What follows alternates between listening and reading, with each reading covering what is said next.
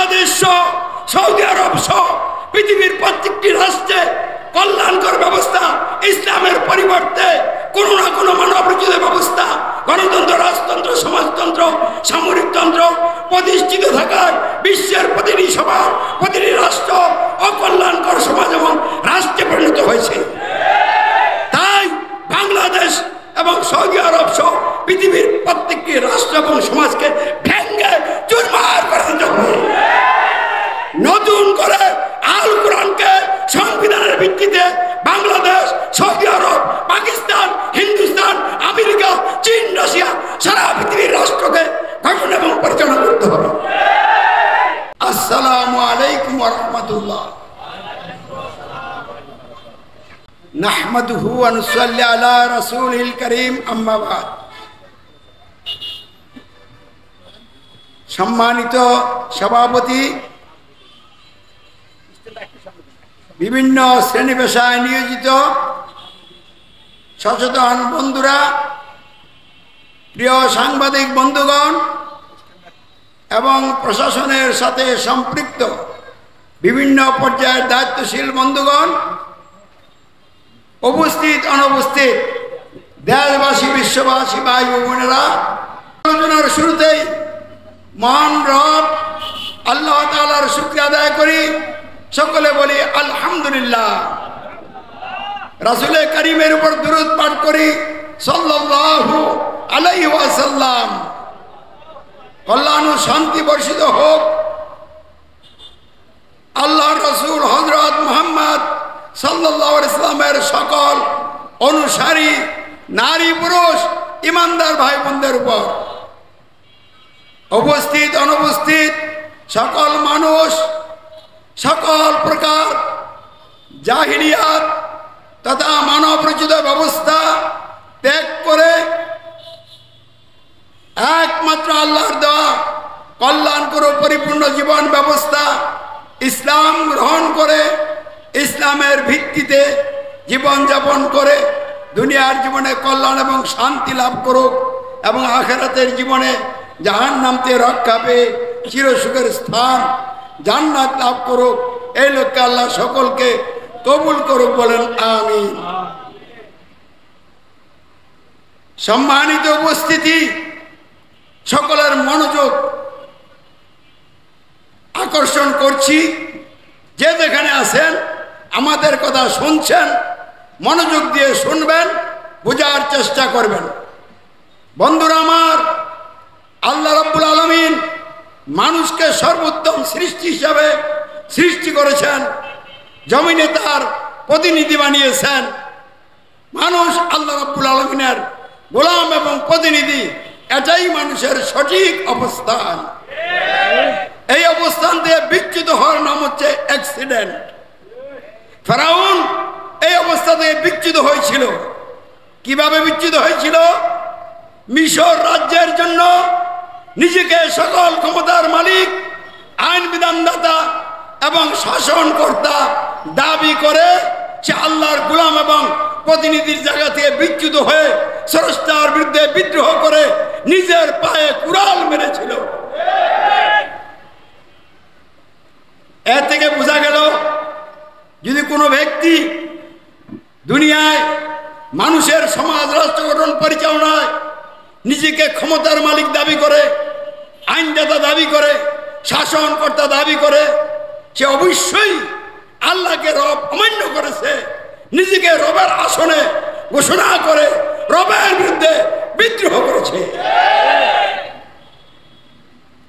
ফেরাউনের অনুসারীরা মিশর রাজ্যের জন্য নিজেদেরকে ক্ষমতার মালিক, আইন বিধানদাতা, শাসনকর্তা দাবি করে নাই, কিন্তু ফেরাউনকে তাদের নিজেদের জন্য, তাদের সমাজের জন্য, রাষ্ট্রের জন্য সকল ক্ষমতার মালিক, আইন বিধানদাতা, শাসনকর্তা মেনে নিয়েছিল। ফলে তারা আল্লাহর গোলাম এবং প্রতিনিধি জায়গা থেকে বিচ্যুত হয়ে ফেরাউনের গোলামে পরিণত হয়েছিল। এটাও অ্যাক্সিডেন্ট। তাহলে ফেরাউন অ্যাক্সিডেন্ট করেছিল সমাজ এবং রাষ্ট্রের জায়গায় নিজেকে রব দাবি করে, অর্থাৎ ক্ষমতার মালিক, আইন বিধানদাতা, শাসনকর্তা দাবি করে।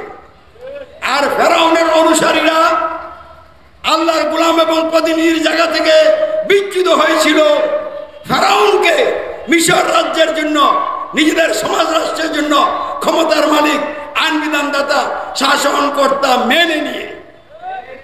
তাহলে এর থেকে সুস্পষ্ট একটা সূত্র আপনাদের হাতে তুলে দিচ্ছি, সমাজ এবং রাষ্ট্রকে মাপার মাপকাঠি হিসাবে। যদি কোনো সমাজ এবং রাষ্ট্রের লোকেরা সমাজ এবং রাষ্ট্রের জায়গায় মানুষকে ক্ষমতার মালিক, আইন বিধানদাতা, শাসনকর্তা মেনে নেয়, তারা অবশ্যই অ্যাক্সিডেন্ট করেছে, মহান রবের বিরুদ্ধে বিদ্রোহ করেছে। এমত অবস্থায় তাদের উপরে আল্লাহর বিশেষ রহমত অবতীর্ণ হবে না, আযাব গজব অবতীর্ণ হবে। ফলে দুনিয়ার জীবনে তারা দুর্ভোগ এবং অশান্তিতে কাল কাটাবে। তাদের মধ্যে হিংসা বিদ্বেষ এবং হানাহানি দেখা দিবে, লুটপাট অরাজকতা দেখা দিবে।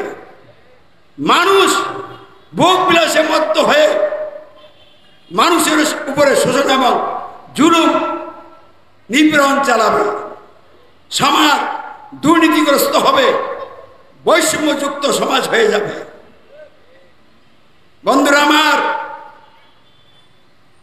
তাহলে আমরা এইটুকু কথা দিয়ে যে কথাটা বুঝাইতে চাচ্ছি, আপনারা কি বুঝতে পারছেন? সেটা কি? সমাজ রাষ্ট্র গঠন পরিচালনায় মানুষই যদি হয় ক্ষমতার মালিক, মানুষই যদি হয় আইনদাতা, বিধানদাতা, শাসনকর্তা, তাহলে এই সমাজটা কি সঠিক জায়গা আছে? দেখে আল্লাহর গোলাম এবং প্রতিনিধির অবস্থানে অবস্থান করছে, না আর বিরুদ্ধে অবস্থান করছে? তাহলে এই ধরনের সমাজের রাষ্ট্রে আল্লাহর বিশেষ রহমত নাজিল হবে কি নাজিল হবে? আযাব আর গজব।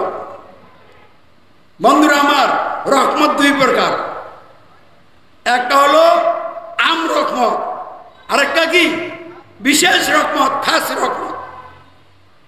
আম রহমত আল্লাহ ফিরআউন, নমরুদ, আবু জেহেল, এর ধরনের যত নষ্টভ্রষ্ট লোক আছে সকলকে দিয়েছে। যদি না দিতেন তাহলে একটা মুহূর্তের জন্য কেউ বেঁচে থাকতে পারত না।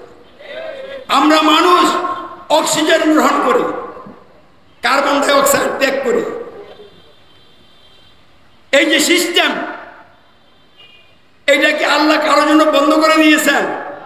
দুনিয়ায় যে কদিন সে বেঁচে থাকবে এই সিস্টেমটা তার জন্য কার্যকরী থাকবে কিনা? এটা হলো আম রহমত। এই রহমত আল্লাহ সকলকে দিচ্ছেন, কিন্তু খাস রহমত, বিশেষ রহমত কি? ইব্রাহিম ও খলিলুল্লাহকে নমরুদ তার মন্ত্রীবর্গদেরকে সাথে নিয়ে পরামর্শ করে সিদ্ধান্ত করে যখন আগুনের কুণ্ড বানিয়ে আগুনের কুণ্ডের মধ্যে ফেলে দিল, তখন আল্লাহ রাব্বুল আলামিন স্পষ্টভাবে আগুনকে নির্দেশ করলেন, ইয়া নারু কুনি বারদান ওয়া সালামান আলা ইব্রাহিম, আগুন আমার ইব্রাহিমের উপর আরামদায়ক ঠান্ডা হয়ে যাও। সেদিন আগুন নাতিশীতোষ্ণ হয়ে গেছিল, আরামদায়ক ঠান্ডা হয়ে গেছিল। বলুন আলহামদুলিল্লাহ। এই হলো বিশেষ রহমত।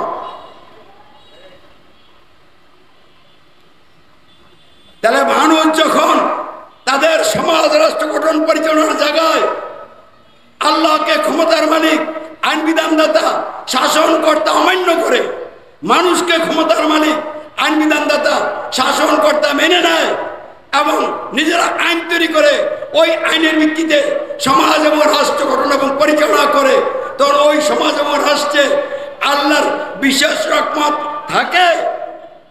বিশেষ রহমত থাকে না, আম রহমত থাকে। এর সাথে কি যুগ হয় জানেন? আযাব আর গজব। আযাব আর গজব যখন যোগ হয় তখন আম রহমতের পুরোপুরি স্বাদ মানুষ ভোগ করতে পারে না। উদাহরণস্বরূপ বলছি, 1 লিটার বোতলের মধ্যে যদি 1 লিটার পানি লন, ঠিক এই বোতলে যদি 1 বোতল মধু লন, তাহলে ওজন কি 1 লিটার থাকবে না আরো বেশি হয়ে যাবে? কারণ কি? পানির ঘনত্ব আর মধুর ঘনত্ব একরকম না। তাহলে আম রহমত এটার সাথে যখন গজব নাজিল হয় তো রহমত হালকা হয়ে যায়। গজব নাজিল না হলে যেই রহমতটা মানুষ পাইতো সেই রহমত থেকে তারা কি হয়ে যায়? বঞ্চিত হয়ে যায়। তাহলে যে সমাজ, যে রাষ্ট্র আল্লাহকে ক্ষমতার মালিক, আইন বিধানদাতা, শাসনকর্তা গ্রহণ না করে, মেনে না নিয়ে মানুষকে ক্ষমতার মালিক, আইন বিধানদাতা, শাসনকর্তা মেনে গঠিত এবং পরিচালিত এই সমাজ বিশেষ রহমতে বঞ্চিত, আম রহমতের সাথে গজব যুগ হয়ে তাদের জীবনে দুর্ভোগ এবং অশান্তির মাত্রা দিন দিন বাড়িয়ে দিবে। এ ধরনের সমাজ কি কল্যাণকর সমাজ? এ ধরনের রাষ্ট্র কি কল্যাণকর রাষ্ট্র? কশিন কালেও এ ধরনের সমাজ এবং রাষ্ট্র কল্যাণকর সমাজ এবং রাষ্ট্র হতে পারে না। এই ভূমিকা দিয়ে আমি বলতে চাচ্ছি, মানুষ সমাজবদ্ধ জীব। মানুষের প্রয়োজনে সমাজ এবং রাষ্ট্র। সমাজ এবং রাষ্ট্রের জন্য মানুষ নয়, মানুষের জন্য সমাজ, মানুষের জন্য রাষ্ট্র। যেই সমাজ এবং রাষ্ট্র মানুষের জন্য কল্যাণকর নয়, ক্ষতিকর, এই সমাজ কি রাখবেন না ভেঙ্গে চুরমার করে দেবেন? তাই বাংলাদেশ সহ, সৌদি আরব সহ পৃথিবীর প্রত্যেকটি রাষ্ট্রে কল্যাণকর ব্যবস্থা, ইসলামের পরিবর্তে কোনো না কোনো মানবরচিত ব্যবস্থা, গণতন্ত্র, রাজতন্ত্র, সমাজতন্ত্র, সামরিকতন্ত্র প্রতিষ্ঠিত থাকার বিশ্বের প্রতিটি সমাজ, প্রতিটি রাষ্ট্র অকল্যাণকর সমাজ এবং রাষ্ট্রে পরিণত হয়েছে। তাই বাংলাদেশ এবং সৌদি আরব সহ পৃথিবীর প্রত্যেকটি রাষ্ট্র এবং সমাজকে ভেঙ্গে চুরমার করে দিতে হবে। নতুন করে আল কোরআনকে সংবিধানের ভিত্তিতে বাংলাদেশ, সৌদি আরব, পাকিস্তান, হিন্দুস্তান, আমেরিকা, চীন, রাশিয়া সারা পৃথিবীর রাষ্ট্রকে গঠন এবং পরিচালনা করতে হবে। এই লক্ষ্যে আল্লাহর বান্দাবান্দীদেরকে রাজপথে থাকতে হবে। জেল, জুলুম, নির্যাতন, যত রকমের বাধা বিপত্তি আসুক না কেন সবগুলিকে হাসি মুখে গ্রহণ করে আল্লাহর উপর ভরসা করে এগিয়ে যেতে হবে। বন্ধুরা আমার, সমাজ এবং রাষ্ট্র গঠন এবং পরিচালনা করার জন্য কিছু নিয়ম কানুন লাগবে কিনা? সেই নিয়ম কানুনগুলি সৃষ্টিকর্তা আল্লাহ রাব্বুল আলামিন দিয়েছেন না দেন নাই? তাহলে কেন আমরা সৃষ্টিকর্তা আল্লাহর বিধান বাদ দিয়ে গণতন্ত্র গ্রহণ করব, রাজতন্ত্র গ্রহণ করব? এটা মূলত ইবলিসের চক্রান্ত। তাহলে ইবলিসের চক্রান্তের শিকার হয়ে আমরা স্রষ্টার বিরুদ্ধে বিদ্রোহ করে নিজেদের জীবনকে ধ্বংস করতে পারি না। তাই আপনাদের উদ্দেশ্যে বলছি, সমাজ এবং রাষ্ট্র কি আলাদা না একসাথে কথা? এই যে বাংলাদেশের সমাজ এবং রাষ্ট্র, এই সমাজ এবং রাষ্ট্রটা কাদের কিনে গঠিত?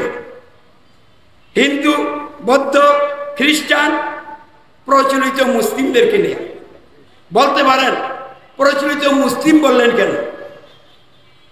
কারণ মুসলিম বলতে যা বোঝায়, বাংলাদেশের মানুষ আসলে মুসলিম হিসাবে পরিচয় দেয়, প্রকৃতপক্ষে এখনো মুসলিম হয় নাই।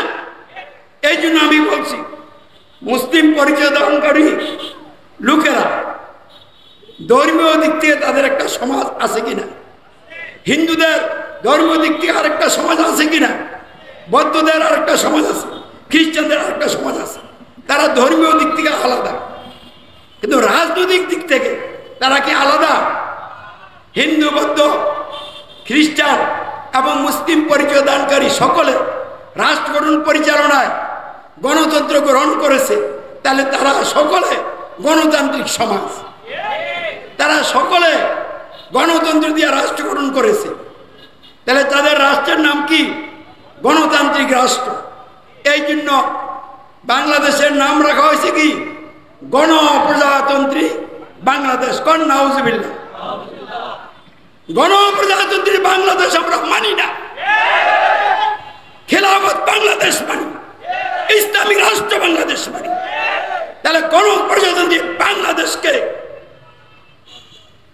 ঘোষণা করতে হবে, খিলাফত বাংলাদেশ প্রতিষ্ঠা করতে হবে। বন্ধুরা আমার, সমাজ রাষ্ট্রের অধীন, সমাজ এবং রাষ্ট্রের মৌলিক বিষয় কি আমরা বলব। এর আগে বলতে চাচ্ছি, সমাজ এবং রাষ্ট্রের মধ্যে পার্থক্য আছে না নাই? অনেক পার্থক্য আছে। আমরা অন্য সব পার্থক্যের দিকে না গিয়ে অন্যতম প্রধান মৌলিক পার্থক্য হচ্ছে সমাজের বল প্রয়োগের ক্ষমতা নাই, রাষ্ট্রের বল প্রয়োগের ক্ষমতা আছে। কথাটা আবারও বলছি, সমাজের কি বল প্রয়োগের ক্ষমতা আছে? রাষ্ট্রের কি বল প্রয়োগের ক্ষমতা আছে? অবশ্যই রাষ্ট্রের বল প্রয়োগের ক্ষমতা আছে। মসজিদের ইমাম সাহেব, সালাতের ইমাম, নামাজের ইমাম, তাই বলে তিনি কি কোনো চোরের বিচার করতে পারবেন? তিনি কি কারো উপরে হজ জারি করতে পারবেন? কারণ তিনি সমাজের নেতা, রাষ্ট্রের নেতা না। রাষ্ট্র তাকে একটা সমাজের জন্য সীমাবদ্ধ জায়গায় নিয়োগ দিয়েছে। কিন্তু ইউনিয়নের যিনি চেয়ারম্যান হবেন, তিনি তো রাষ্ট্র পরিচালনার জন্য ইউনিয়ন ভিত্তিক নেতা। উনি মানুষ অপরাধ করলে আইনের মধ্যে থেকে বিচার করতে পারবেন কিনা? পারবেন, কারণ রাষ্ট্র তাকে বিচার করার ক্ষমতা দিয়েছে। তাহলে সমাজের বল প্রয়োগের ক্ষমতা নাই, রাষ্ট্রের কি আছে? বল প্রয়োগের ক্ষমতা আছে। এই হলো সমাজ এবং রাষ্ট্রের অন্যতম প্রধান মৌলিক পার্থক্য। তাই আসুন, রাষ্ট্রের উপাদান কটা আমরা জেনে নিই। রাষ্ট্র গ্রহণ করতে হলে অনেকগুলো উপাদান আছে, এর মধ্যে চারটি হলো মৌলিক উপাদান। এই চারটার যে কোনো একটা যদি অনুপস্থিত থাকে তাহলে এটাকে রাষ্ট্র বলা যাবে না। তাহলে রাষ্ট্রের দুর্বলতা থাকতে পারে, কিন্তু চারটি মৌলিক উপাদান না হলে তাকে রাষ্ট্র বলা যাবে না। তাহলে সেই চারটি মৌলিক উপাদান কি? রাষ্ট্র গঠন করতে হলে নির্দিষ্ট ভূখণ্ড লাগবে, নির্দিষ্ট ভূখণ্ড ছাড়া রাষ্ট্র হবে না। আর কি লাগবে?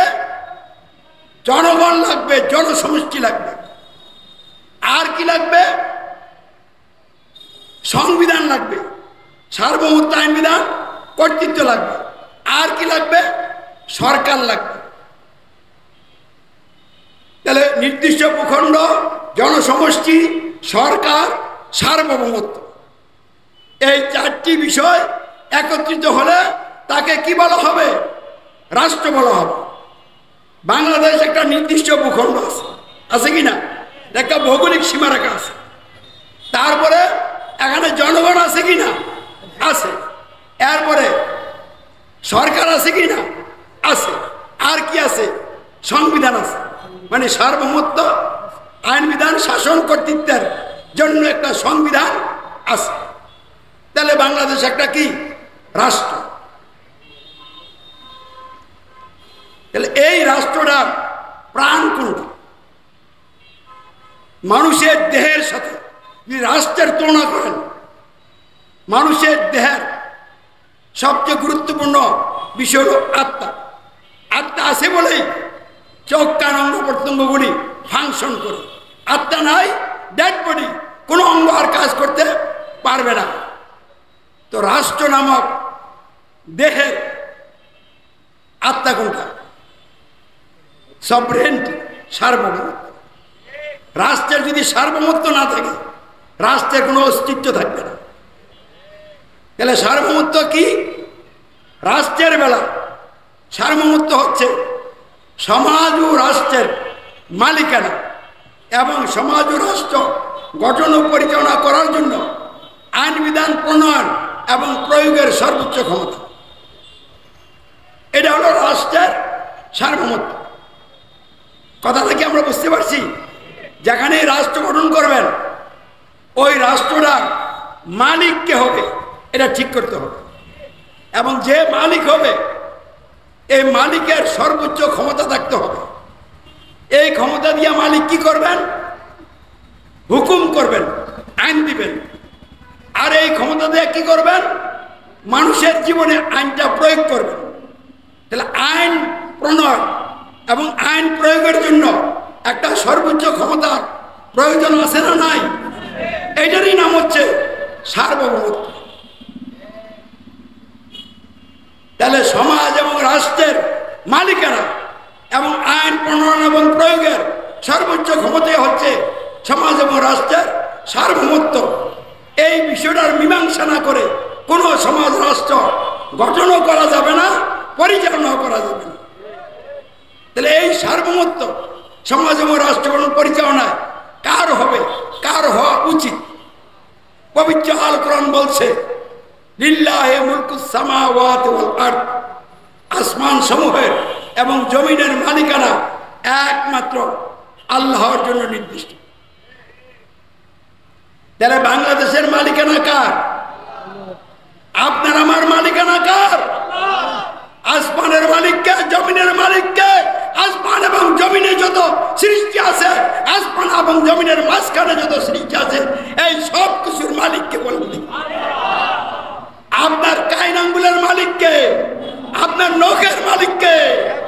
তাহলে সমাজ এবং রাষ্ট্রের মালিককে হবে।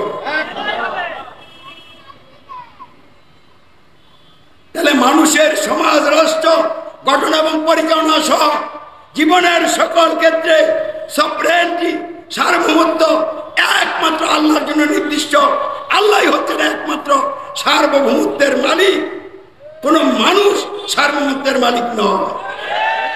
আপনারা কি আমার এই কথা সাথে একমত? দেখি হাত তোলেন, একমত কারা? তাহলে মানুষের সমাজ এবং রাষ্ট্র গঠন পরিচালনায় সার্বভৌমত্বের মালিক মানুষ হবে না, হবে শুধুমাত্র কে? একমাত্র আল্লাহ। বন্ধুরা আমার, আমাদের এই প্রিয় বাংলাদেশের সমাজ এবং রাষ্ট্র গঠন পরিচালনায় হিন্দু, বৌদ্ধ, খ্রিস্টান এবং প্রচলিত মুসলমানেরা ইসলামের পরিবর্তে গণতন্ত্র নামক শিরকি এবং কুফরি ব্যবস্থা গ্রহণ করেছিল। এই গণতন্ত্রের মাধ্যমে বলা হয়েছে সমাজ এবং রাষ্ট্রকরণ পরিচালনায় জনগণ সকল ক্ষমতার উৎস, জনগণ সার্বভৌমত্বের মালিক। বলেন নাউজুবিল্লাহ। তাই বাংলাদেশের সমাজ এবং রাষ্ট্রকরণ পরিচালনায় আল্লাহকে সার্বভৌম ক্ষমতার মালিক, সার্বভৌমত্বের মালিক গ্রহণ করা হয়েছে না অমান্য করা হয়েছে? এই অমান্য করা কাকে সার্বভৌমত্বের মালিক গ্রহণ করা হয়েছে? মানুষকে। জনগণ নিজেরা সার্বভৌমত্বের মালিক গণতন্ত্রের মাধ্যমে নিজেদেরকে দাবি করেছে। প্রত্যেকটি জনগণ ফেরাউন হয়ে গেছে। ফেরাউন যে ভুল করেছিল, বাংলাদেশের এই মুসলিম পরিচয় দানকারী লোকেরাও সেই ভুলই করেছে। ফলে জনগণ ভোটের মাধ্যমে যাদেরকে সংসদে বসান, এমপি বানান, তারা সংসদে বসে আল কোরআনকে সংবিধান হিসেবে গ্রহণ করে আল কোরআন আইন দিয়ে রাষ্ট্র পরিচালনার সিদ্ধান্ত গ্রহণ করেন না তারা নিজেরা আইন রচনা করেন? তাহলে গণতন্ত্রের মাধ্যমে জনগণের ভোটে যারা এমপি, সংসদ সদস্য, তারা সংসদে বসে আইন রচনা করেন। যারা আইন রচনা করেন তারা হল আইনদাতা। তাহলে গণতন্ত্রের মাধ্যমে আল্লাহকে আইনদাতা গ্রহণ করা হয়েছে না অমান্য করা হয়েছে? আইনদাতা কাকে গ্রহণ করা হয়েছে? এমপিদেরকে। তাহলে গণতন্ত্রের মাধ্যমে জনগণ হয়ে গেছে সার্বভৌমত্বের মালিক, এমপিরা হয়ে গেছে আইনদাতা। বলেন নাউজুবিল্লাহ। আর এই এমপিরা যে আইন তৈরি করে দেয়, এই আইন দিয়ে যারা মন্ত্রী, সরকার, তারা রাষ্ট্র চালায়, শাসন করে। তাহলে শাসন করতে হয়ে গেছে কারা? মন্ত্রীরা। তাহলে আল্লাহকে শাসন করতে বাদ দিয়ে মন্ত্রীরা শাসন করতে হয়ে গেছে। তাহলে গণতন্ত্রের মাধ্যমে শাসনের দিক থেকে আল্লাহকে রব অমান্য করে মন্ত্রীরা রব হয়ে গেছে। আইনের দিক থেকে আল্লাহকে রব অমান্য করে এমপিরা রব হয়ে গেছে। আর সার্বভৌমত্বের জায়গায় আল্লাহকে রব বাদ দিয়ে জনগণ নিজেরা রব হয়ে গেছে, মহা বিপদে আছে। এই জন্য আল্লাহর রাগ বাড়বে না কমবে? কতদিন বাড়বে? যতদিন পর্যন্ত গণতন্ত্র মেনে চলবেন ততদিন আল্লাহর রাগ খালি বাড়বে। আল্লাহর রাগের বাস্তবতা আপনারা দেখেন কিনা? আমি দেখি গেল কয়েকদিন আগে বঙ্গবন্ধু কন্যা শেখ হাসিনা এবং তার মন্ত্রী মিনিস্টাররা, তার দলের নেতারা এখন কোন অবস্থা আছে? রাজপথে দাঁড়ায় কোনো কথা বলার পরিবেশ আছে? কেন নাই? এই জন্য দায়ী কি কেউ না তারা নিজেরা? তারা রাষ্ট্রীয় ক্ষমতা আসার পরে সবচেয়ে বেশি সময় তাদেরকে আল্লাহ কি করছেন? ক্ষমতায় রেখেছিলেন। বাংলাদেশের ইতিহাসে লাগাতার 15.5 বছর রাষ্ট্রীয় ক্ষমতায় থাকছেন শেখ হাসিনা ছাড়া এরকম আর কোনো নেতা নাই। তিনি আমেরিকাকে চ্যালেঞ্জ করে নেতৃত্ব দিয়েছেন। এত বড় চাঁদের নেতা, যিনি তার দলীয় ক্যাডারকে তার আনুগত্যের মধ্যে একরোখা বানিয়ে একনিষ্ঠ করেছিলেন এবং প্রশাসনকে তার অনুকূলে নিয়ে এসেছিলেন, সেনাবাহিনীকে তার করতলগত করেছিলেন। কিন্তু মুহূর্তের মধ্যে তার যে ভয়াবহ পতন ঘটল, ছাত্ররা পতন ঘটায় নাই, ছাত্রদের মাধ্যমে একটা দুর্বল বাহিনী দিয়া আল্লাহ তার পতন ঘটাইয়া দেখাইয়া দিলেন, আমি এই ক্ষমতা আনছিলাম, আমি তোকে ক্ষমতা থেকে নামিয়ে দিলাম। আমি যখন নামিয়ে দিলাম তখন তোকে আর ক্ষমতায় ইন্ডিয়াও রাখতে পারলো না। এই আওয়ামী লীগের লোকদের একটা আশা ভরসা ছিল চরম মুহূর্তে ইন্ডিয়া হস্তক্ষেপ করবে, কিন্তু ইন্ডিয়াও বোবা হয়ে গেছে, হস্তক্ষেপ করা তার দূরের কথা, সাহসই করে নাই। তাহলে আল্লাহ রাব্বুল আলামিন কি না করতে পারেন? আল্লাহ রাব্বুল আলামিন যেটা ইচ্ছা করেন এটি তো কার্যকরী হয়। শেখ হাসিনাকে আল্লাহ রাব্বুল আলামিন ক্ষমতা দিয়ে পরীক্ষা করেছে। তুমি আল্লাহকে ক্ষমতার মালিক মেনে নাও, আল্লাহর বিধান দিয়ে রাষ্ট্র পরিচালনা করার দায়িত্ব পালন করো। কিন্তু শেখ হাসিনা কি তা করেছেন? করেন নাই। অধিকন্ত গণতন্ত্রের উপরে আর একটু মাতবরি কইরা অতি কর্তৃত্ববাদী সরকার হিসাবে যখন তখন মানুষকে মামলা দিচ্ছেন, জেলে ঢুকাইছেন, নিপীড়ন চালিয়েছেন, গুম খুনের জন্য ব্যবস্থা করে দিয়েছেন, এই যে অনেক অপকর্ম করেছেন, আল্লাহ সহ্য করতে না পেরে তাকে এমনভাবে পাকড়াও করেছে, দুনিয়ার কোনো বন্ধু বান্ধব তাকে সাহায্য করার জন্য এগিয়ে আসে নাই। তার লালিত পালিত সেনাবাহিনীও তাকে সাপোর্ট দেয় নাই, কারণ আল্লাহ বিপক্ষে গেলে আর উপায় নাই। তাহলে এই বিপর্যয় তার উপরে কেন আসলো? কেন আল কোরআনকে সংবিধান হিসেবে গ্রহণ করলো না? কেন মানুষের মন গড়া সংবিধান দিয়ে সমাজ রাষ্ট্র গঠন এবং পরিচালনা করলো? এই অপরাধের কারণেই আল্লাহ রাব্বুল আলামিন তার উপরে বিপদ চাপিয়ে দিয়েছে। তো এখন যারা অন্তর্বর্তীকালীন সরকার হয়ে ক্ষমতা আসছেন, আপনারা জীবনে কোনোদিন ক্ষমতা আসতে পারতেন না, কিন্তু আল্লাহ আপনাদেরকে ক্ষমতা আনছে। তাদের কি কোনো পরিচিতি আছে দেশে? তারা কোনো রাজনৈতিক দল করে, কোনো রাজনৈতিক দলের নেতা?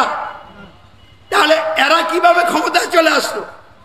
আল্লাহ রাব্বুল আলামিন তাদেরকে ক্ষমতা নিয়ে আসছেন, এনে পরীক্ষা করছেন, কিন্তু তারা পরীক্ষায় ফেল করতেছে। তারাই চিন্তা করা দরকার ছিল, শেখ হাসিনার মতো এত কর্তৃত্ববাদী কঠোর সরকার ধূলিসাৎ হয়ে গেল, আর আমরা কারা? আমাদেরকে দিয়ে আল্লাহ কি করাইতে চান এটা তাদের বোঝা উচিত ছিল। আল্লাহ তাদেরকে ক্ষমতা এনে পরীক্ষা করছেন। যদি তারা আল কোরআনকে সংবিধান হিসেবে গ্রহণ না করে আর গণতন্ত্র দিয়েই রাষ্ট্র চালানোর সিদ্ধান্তে অটল থেকে এগিয়ে চলে, তাহলে আল্লাহ কি তাদেরকে ছেড়ে দিবেন? তাহলে তাদের পরিণতি শেখ হাসিনার চেয়েও আওয়ামী লীগের চেয়েও আরো ভয়াবহ হবে। এমনকি তাদের সাথে যেসব ইসলামী দল সমর্থন করে, সহযোগিতা করে, গণতন্ত্রকে প্রতিষ্ঠা করার জন্য দায়িত্ব পালন করছেন, ওইসব ইসলামী দলগুলিও আযাব গজবের শিকার হয়ে ধ্বংস হয়ে যাবে। এই মুহূর্তে ইসলাম প্রতিষ্ঠার জন্য উপযুক্ত সময় আল্লাহ সুযোগ করে দিয়েছেন ইসলাম প্রতিষ্ঠার জন্য। কিন্তু ওই ইসলামী দলগুলো যারা ইসলাম প্রতিষ্ঠার কথা বলেন, তারা আজকে ইসলাম প্রতিষ্ঠার জন্য রাজপথে নাই, তারা গণতন্ত্র প্রতিষ্ঠান সংগ্রাম করছেন। আপনারা কি আদৌ ইসলামী দল? আপনারা ইসলামী দল হইলে গণতন্ত্র রক্ষার কাজ তো আপনাদের না। ইসলাম প্রতিষ্ঠার জন্য এখনো সময় আছে। রাজপথে নেমে আসেন, গণতন্ত্রের বিরুদ্ধে অবস্থান গ্রহণ করেন। তারা আমাদের বাংলাদেশের সমাজ এবং রাষ্ট্র গণতন্ত্রের মাধ্যমে আল্লাহকে সার্বভৌমত্বের মালিক, আইন বিধানদাতা, শাসনকর্তা অমান্য করে মানুষকে ক্ষমতার মালিক, আইন বিধানদাতা, শাসনকর্তা গ্রহণ করে মেনে নিয়ে কি অপরাধ করছে জানেন? একদিকে রবের সাথে কুহুরি করেছে, রবের বিরুদ্ধে বিদ্রোহ করছে। 2 নম্বরে রবের সাথে শরিক করছে, শিরক করছে।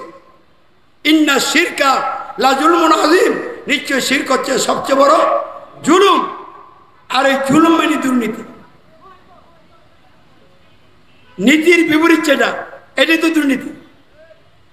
তাহলে সবচেয়ে বড় দুর্নীতি কোনটা? মানুষের সার্বভৌমত্ব, আইন বিধান ও শাসন কর্তৃত্ব। তাহলে বাংলাদেশে জনগণের সার্বভৌমত্ব, জনগণ সকল ক্ষমতার উৎস, এটা মহামিথ্যা, সবচেয়ে বড় দুর্নীতি। এবং এই দুর্নীতির ছত্রছায়া এমপির আইনদাতা, এটা হলো 2 নম্বর দুর্নীতি। তারপরে মন্ত্রীরা শাসনকর্তা, এইটা হলো 3 নম্বর দুর্নীতি। এই দুর্নীতির কারণে আল কোরআনকে বাদ দিয়ে তাদের মতো করে যে সংবিধান রচনা করা হয়েছে, ওই সংবিধানের আইন বিধান দিয়ে আদালত চলছে, বিচার আচার চলছে। মানুষ বাস্তব জীবনে ওই বিধান, ওই আইন পালন করছে। তাহলে তারা কি আল্লাহর আইন পালন করছে না মানুষের আইন পালন করছে? এই মানুষের আইন পালন করলে মানুষের দাসত্ব হয়, মানুষের আনুগত্য হয়।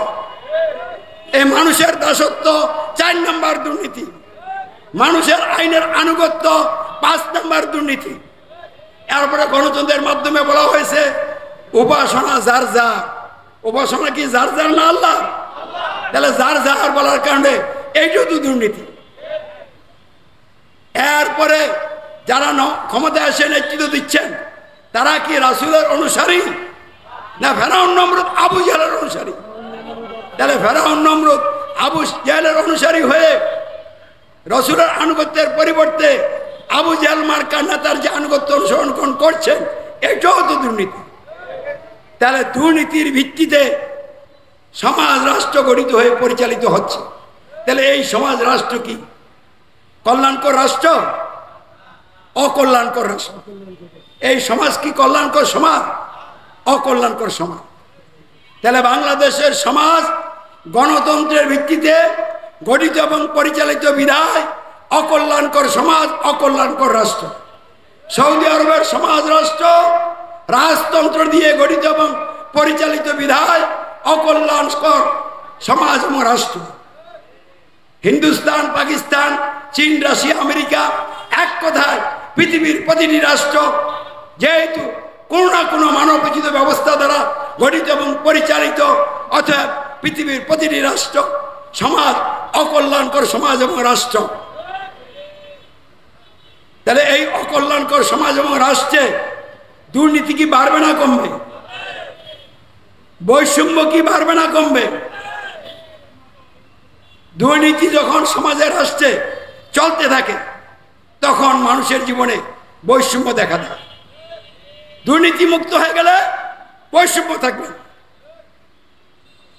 তাহলে গণতন্ত্র প্রতিষ্ঠিত রেখে সমাজকে দুর্নীতি মুক্ত করা যাবে, রাষ্ট্রকে দুর্নীতি মুক্ত করা যাবে।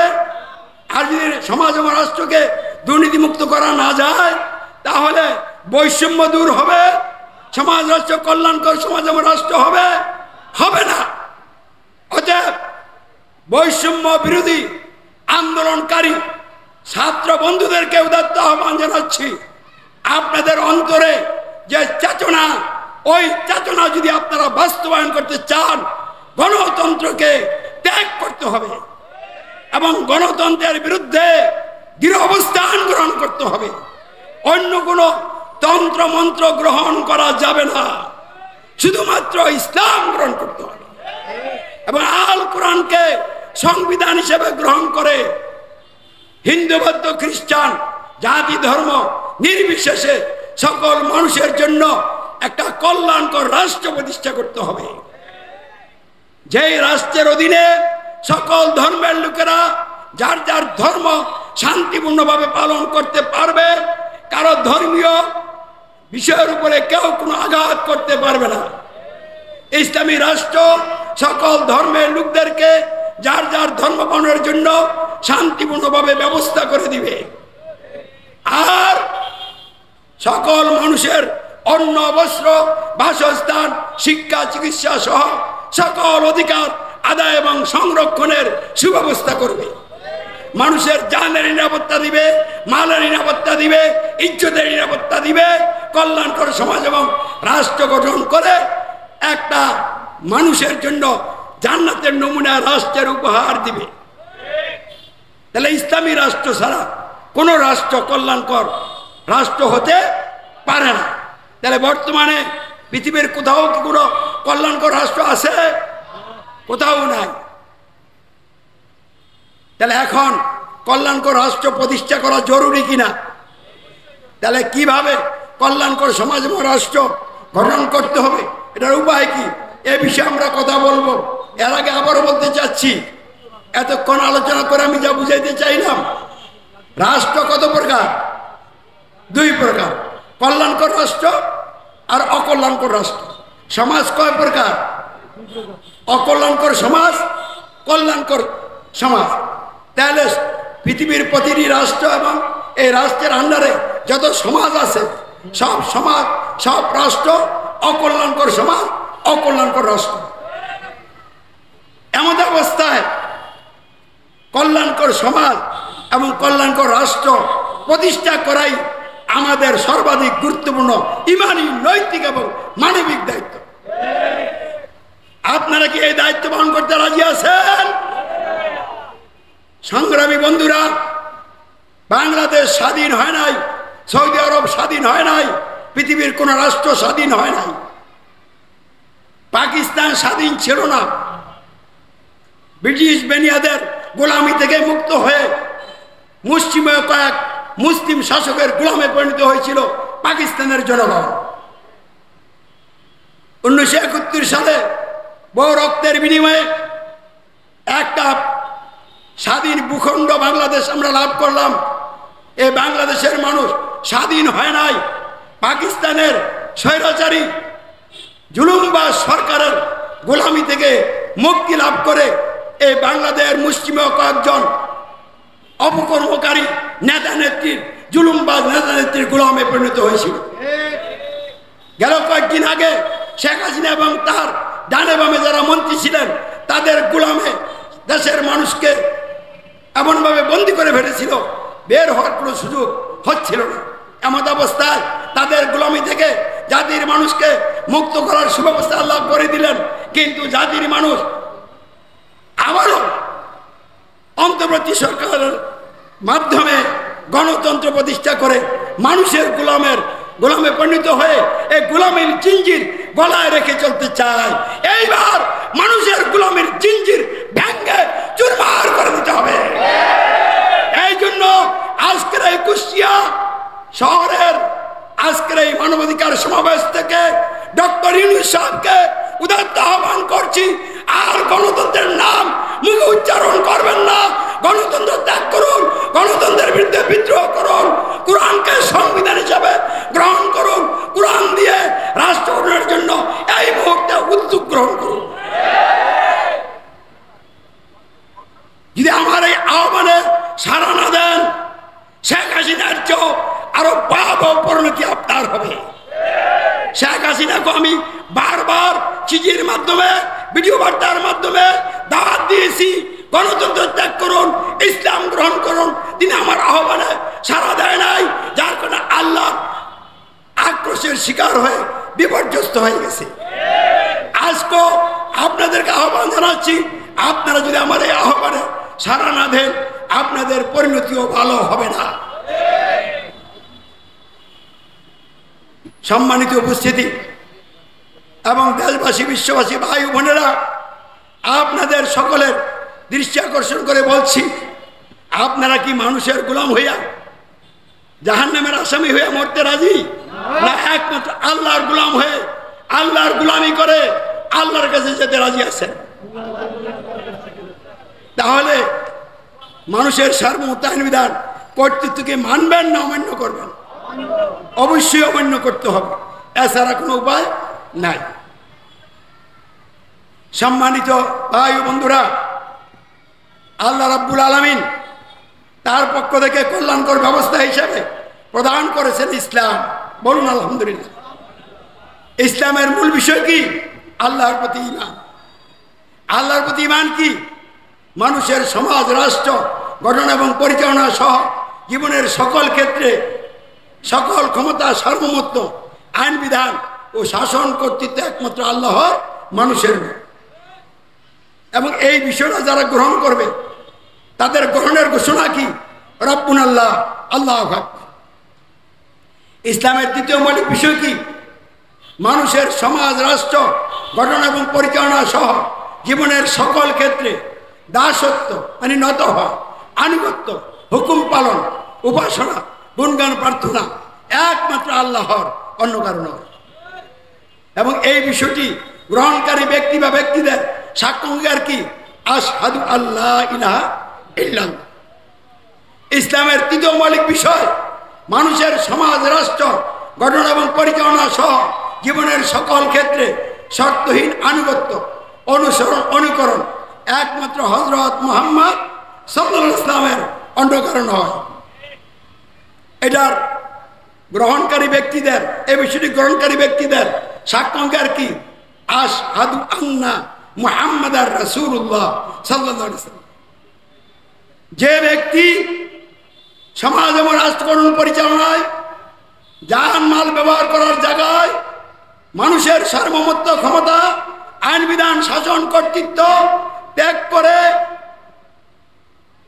একমাত্র সমাজ ও রাষ্ট্র সহ জীবনের সকল ক্ষেত্রে সার্বভৌমত্ব আইন বিধান নিরঙ্কুশ শাসন কর্তৃত্ব আল্লাহর গ্রহণ করে রব্বুনা আল্লাহ ঘোষণা দিয়েছে, আল্লাহ আকবার ঘোষণা দিয়েছে, এবং এর ফলশ্রুতিতে মানুষের রচিত সকল প্রকার সংবিধানের আনুগত্য ত্যাগ করে দাসত্ব আনুগত্য ঘোষণা একমাত্র আল্লাহর গ্রহণ করে এর সাক্ষ্য দিয়েছে আশহাদু আল্লা ইলাহা ইল্লাল্লাহ। এবং এর সাথে সাথে মানুষের মন গড়া আইন বিধানের ভিত্তিতে নেতৃত্ব দানকারী অবৈধ দখলদার তাগুতি নেতাদের আনুগত্য অনুসরণ অনুকরণ ত্যাগ করে সমাজ ও রাষ্ট্র সহ জীবনের সকল ক্ষেত্রে শর্তহীন আনুগত্য অনুসরণ অনুকরণ একমাত্র হযরত মুহাম্মদ সাল্লাল্লাহু আলাইহি ওয়াসাল্লামের গ্রহণ করেছে এবং এর সাক্ষ্য দিয়েছে আশহাদু আন্না মুহাম্মাদার রাসূলুল্লাহ। তারা ঈমানদার মুসলিম, তাদের অবস্থান ইসলামের ভিতরে। এই তিনটি বিষয়ের একটি বিষয় যদি কারো থেকে বিলুপ্ত হয়ে যায়, কোনো ব্যক্তি যদি এই তিনটি বিষয়ের একটি বিষয় থেকে বের হয়ে যায়, কোনোভাবে প্রমাণ করা যায় তিনটি বিষয়ের একটি বিষয় ব্যক্তির মধ্যে নাই, তাহলে সে আর ইসলামের মধ্যে নাই। তাহলে গণতন্ত্র মানলে এক নম্বরে সমাজ এবং রাষ্ট্রগণ পরিচালনায় আল্লাহর সার্বভৌমত্ব আইন বিধান কর্তৃত্বের পরিবর্তে মানুষের সার্বভৌমত্ব আইন বিধান কর্তৃত্ব মেনে নেওয়া হয়, ফলে একমাত্র আল্লাহর সার্বভৌমত্ব আইন বিধান কর্তৃত্ব আল্লাহর প্রতি ঈমান, এটা কি থাকে না বাদ যায়? তাহলে গণতন্ত্র যারা গ্রহণ করেছেন, মেনে নিয়েছেন, নামাজ পড়েন, রোজা রাখেন, হজ করেন, জাকাত দেন, বহু আমলদার, কিন্তু আপনার ঈমান নাই। কারণ গণতন্ত্র মেনে নেওয়ার কারণে আপনি আল্লাহর পরিবর্তে নিজেই রব হয়ে গেছেন, এমপিদেরকে রব মেনে নিয়েছেন, মন্ত্রীদেরকে রব মেনে নিয়েছেন, ফলে আল্লাহকে একমাত্র রব মানা হয় নাই বিনা আপনার আল্লাহর প্রতি ঈমান শূন্য। দুই নম্বরে আপনি গণতন্ত্রের যে সংবিধান, এই সংবিধানের আইন পালন করার কারণে আল্লাহর ইবাদত না হয়ে, আল্লাহর দাসত্ব আনুগত্য না হয়ে মানুষের দাসত্ব আনুগত্য হয়ে গেছে, ফলে আল্লাহকে ইলাহ বাদ দিচ্ছেন, মানুষকে ইলাহ গ্রহণ করেছেন, লা ইলাহা ইল্লাল্লাহ আপনার নাই। তিন নম্বরে গণতান্ত্রিক সরকারের অনুসরণ অনুকরণ করার কারণে রাষ্ট্রীয় জীবনে আমাদের রাসূলের অনুসরণ অনুকরণের মধ্যে নাই, বিদায় আশহাদু আন্না মুহাম্মাদার রাসূলুল্লাহ আপনার মধ্যে নাই। তাহলে আপনি এখন কোথায় আছেন? ইসলামের ভিতরে না ইসলামের বাহিরে? তাহলে আপনার অবস্থান ইসলামের বাইরে জাহিলিয়াতে আপনি মুসলিম না, আপনি গণতন্ত্র। আপনার উপাধি কি? আপনি গণতন্ত্রী। তাহলে কোন গণতন্ত্রী মুসলিম হতে পারে না। মুসলিম হতে হলে তাকে গণতন্ত্র ত্যাগ করেই হতে হবে, রাজতন্ত্র ত্যাগ করেই হতে হবে। মানব রচিত ব্যবস্থা মেনে কোনো ব্যক্তি মুসলিম হতে পারে না। তাহলে বাংলাদেশের মুসলিম পরিচয় দানকারীরা গণতন্ত্র মেনে চলার কারণে মুসলিম নয়, সৌদি আরবের মানুষ রাজতন্ত্র মেনে চলার কারণে তারা মুসলিম নয়, রাজতন্ত্রী। বাংলাদেশ তারা হলো গণতন্ত্রী আর তারা কি রাজতন্ত্রী। রাজতন্ত্রী হবেন, গণতন্ত্রী হবেন, মরবেন, কবর হবে জাহান্নামের আগুনের গর্ত। আর হিসাব নিকাশের পর চিরদিনের জন্য আপনার ঠিকানা হবে জাহান্নাম। গণতন্ত্র, রাজতন্ত্র, সমাজতন্ত্র, সামরিকতন্ত্র ইত্যাদি মানবোচিত তন্ত্রের মাধ্যমে একদিকে কুফরি করা হয়, আরেকদিকে কি করা হয়? শিরক করা হয়। তাহলে গণতন্ত্র, রাজতন্ত্র, সমাজতন্ত্র, সামরিকতন্ত্র কুফরি ব্যবস্থা, শিরকি ব্যবস্থা। কুফর করলে কি হয়, শিরক করলে কি হয়? পবিত্র কোরআনের বিভিন্ন জায়গায় আল্লাহ জানিয়ে দিয়েছেন কুফর করলে কুফরকারীদের ঠিকানা হবে জাহান্নাম, শিরক করলে সকল আমল ধ্বংস, জান্নাত হবে হারাম, তার স্থায়ী ঠিকানা হবে জাহান্নাম। তাহলে গণতন্ত্র জান্নাতের পথ না জাহান্নামের পথ? তাহলে গণতন্ত্র দুনিয়া মানুষের জীবনে রহমত নাজিল করে না আযাব গজব দেয়?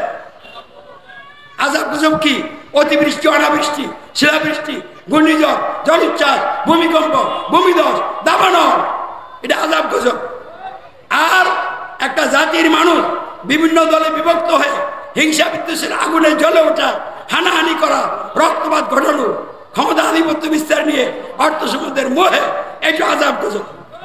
তাহলে এইসব আযাব গজব বাংলাদেশে আছে কিনা, পৃথিবীর বিভিন্ন রাষ্ট্রে আছে কিনা? কেন? মানব রচিত ব্যবস্থা মেনে চলার কারণে। তাহলে গণতন্ত্র একদিকে দুনিয়ার আযাব গজবের পথ আর জাহান্নামের লোকদেরকে নিয়ে যাওয়ার পথ। তাহলে গণতন্ত্র কি? জাহান্নামের গাড়ি। গণতন্ত্র কি? জাহান্নামের গাড়ি। গণতন্ত্র দিয়ে যারা সরকার হয়, দেশ পরিচালনা করে, তারা হলো জাহান্নামের গাড়ির ড্রাইভার। আর যারা গণতন্ত্র মেনে চলে তারা হলো জাহান্নামের গাড়ির প্যাসেঞ্জার। গণতন্ত্র নামক বাংলাদেশে এই জাহান্নামের গাড়ি ডক্টর ইউনূসের নেতৃত্বে জাহান্নামের দিকে যাচ্ছে। আর তার নেতৃত্বে যারা গণতন্ত্র করবেন সকলে জাহান্নামের আসামি। তাই এখন এই গণতন্ত্রের বিরুদ্ধে বিদ্রোহ করতে হবে। কিভাবে বিদ্রোহ করবেন? আপনাকে বলতে হবে আমি কোনো মানুষকে ক্ষমতার মালিক, আইন বিধানদাতা, শাসনকর্তা মানি না, মানব না। আমি সকল ক্ষমতার মালিক, আইন বিধানদাতা, শাসনকর্তা মানি, মানব শুধু আল্লাহকে, রব্বুনা আল্লাহ, আল্লাহু আকবার। আমি মানুষের তৈরি সংবিধানের আনুগত্য স্বীকার করি না, কোরআন বিরোধী কোন সংবিধানের আনুগত্য স্বীকার করি না। আমি দাসত্ব আনুগত্য ঘোষণা করি, করবো একমাত্র আল্লাহর। আশহাদু আল্লা ইলাহা ইল্লাল্লাহ। মানুষের মন গড়া আইনে রচিত কোরআন বিরোধী সংবিধানের ধারক বাহক কোন নেতা নেত্রী সরকারের আনুগত্য অনুসরণ অনুকরণ আমি করি না, করবো না। আমি শর্তহীন আনুগত্য অনুসরণ অনুকরণ করি, করবো একমাত্র হযরত মুহাম্মদ সাল্লাল্লাহু আলাইহি ওয়াসাল্লামের। আশহাদু আন্না মুহাম্মাদার রাসূল, রব্বুনা আল্লাহ, আল্লাহু আকবার, এবং আশহাদু আল্লা ইলাহা ইল্লাল্লাহ, আশহাদু আন্না মুহাম্মাদার রাসূলুল্লাহ। এই তিনটি বিষয়ের ভিত্তিতে আল কোরআনের আইন দিয়ে সমাজ, রাষ্ট্র আল্লাহর সার্বভৌমত্বের ভিত্তিতে তার আইন বিধানের প্রতিনিধিত্বকারী নেতার নেতৃত্বে গঠিত এবং পরিচালিত হলেই ওই সমাজ এবং রাষ্ট্র হবে কল্যাণকর সমাজ, কল্যাণকর রাষ্ট্র, দুর্নীতিমুক্ত সমাজ, বৈষম্যমুক্ত সমাজ, দুর্নীতি এবং বৈষম্যমুক্ত রাষ্ট্র। এছাড়া দুর্নীতিমুক্ত, বৈষম্যমুক্ত, কল্যাণকর সমাজ, রাষ্ট্র গঠন করার আর কোনো পথ খোলা নেই। তাহলে আসল কিভাবে ইসলাম প্রতিষ্ঠা হবে? ইসলাম প্রতিষ্ঠা হয়নি তো দুর্নীতিমুক্ত হবে সমাজ, বৈষম্যমুক্ত হবে, কল্যাণকর সমাজ রাষ্ট্র হবে, তাহলে ইসলাম কিভাবে প্রতিষ্ঠিত হবে? গণতন্ত্রের জোটবোর্ড নির্বাচন করে রাষ্ট্র ক্ষমতা যে সরকার গঠন করে ইসলাম প্রতিষ্ঠিত হবে না, হতে পারে না। ক্ষমতায় যাওয়া যেতে পারে, ইসলাম কায়েম হবে না। কারণ আপনি গণতন্ত্র দিয়ে ক্ষমতা যাবেন, জনগণ সকল ক্ষমতার মালিক, এই মহামিথ্যা দিয়ে রাষ্ট্র চলবে, তাহলে এটা কি ধরনের ইসলাম হলো? ইমান হারা ইসলাম। তাহলে ইমান বাদ দিয়া রাষ্ট্র হলে এই রাষ্ট্রকে ইসলামী রাষ্ট্র বলার কোনো সুযোগ নাই। তাহলে গণতন্ত্রের অধীনে জোট বোর্ড নির্বাচন করে ইসলাম প্রতিষ্ঠার স্বপ্ন, এইটা কোনোদিন আল্লাহর ইচ্ছা এখানে সাহায্য আসবে না, কায়েম হবে না। বরং এই গণতন্ত্রের পথে চলতে চলতে ইসলামী দলের নেতা নেত্রীরা যত বেশি গণতন্ত্রী হয়ে যাবেন, ইসলাম থেকে তত বেশি দূরে সরে যাবেন। তখন ক্ষমতা তারা আসতে যেই ডক্টর ইউনূস থাকলে সেই কথাটা বুঝছেন? তাহলে গণতন্ত্র দিয়ে ইসলাম কায়েম হবে না। উগ্রবাদ, জঙ্গিবাদ, বোমাবাজির মাধ্যমে ইসলাম কায়েম হবে না।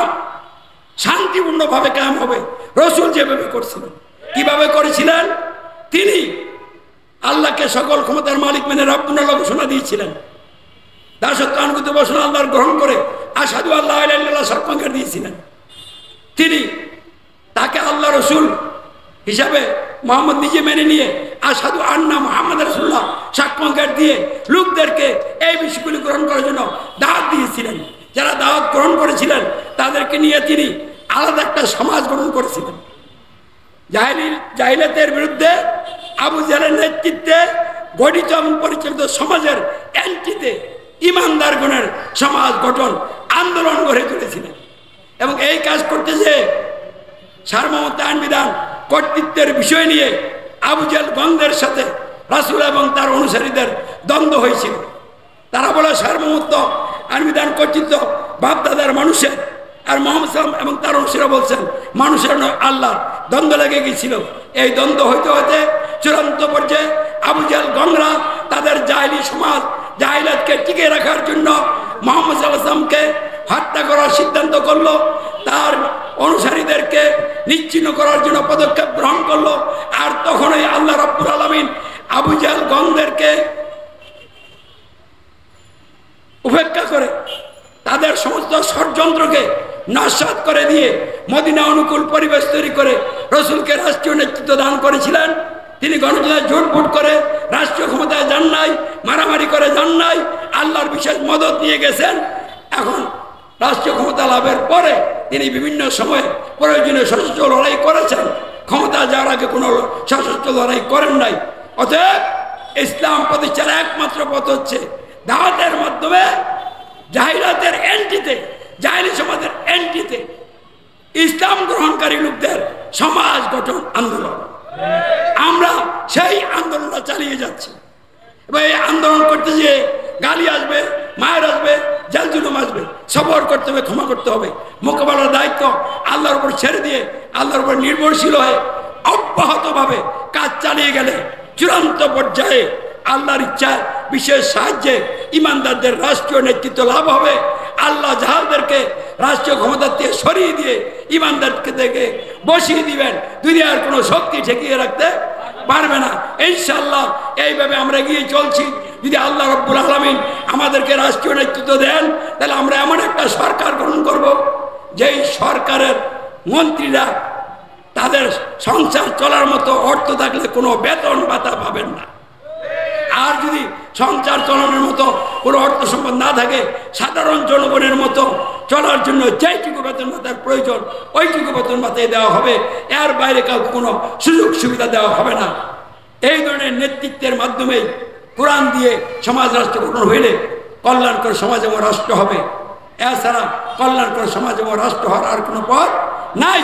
কারণ বিশ্বে যত নেতা নেত্রী এখন আছে মানবরচিত ব্যবস্থা দিয়া, দুর্নীতি দিয়া, তারা সকলে দুর্নীতিবাজ নেতা, অবৈধ নেতা। এদের নেতৃত্বে আল্লাহর গজব নাজিল হচ্ছে, রহমত বন্ধ হয়ে আছে। বিশ্বের মানুষকে গজব থেকে রক্ষা করে আল্লাহর রহমতের সাহায্যে আনতে হলে, জাহান্নাম থেকে রক্ষা করে জান্নাতে নিয়ে যেতে হলে তাদের অক্টোপাস থেকে, তাদের নেতৃত্বের চিনচির থেকে মানুষকে বের করে এনে আল্লাহর সার্বভৌমত্বের অধীনে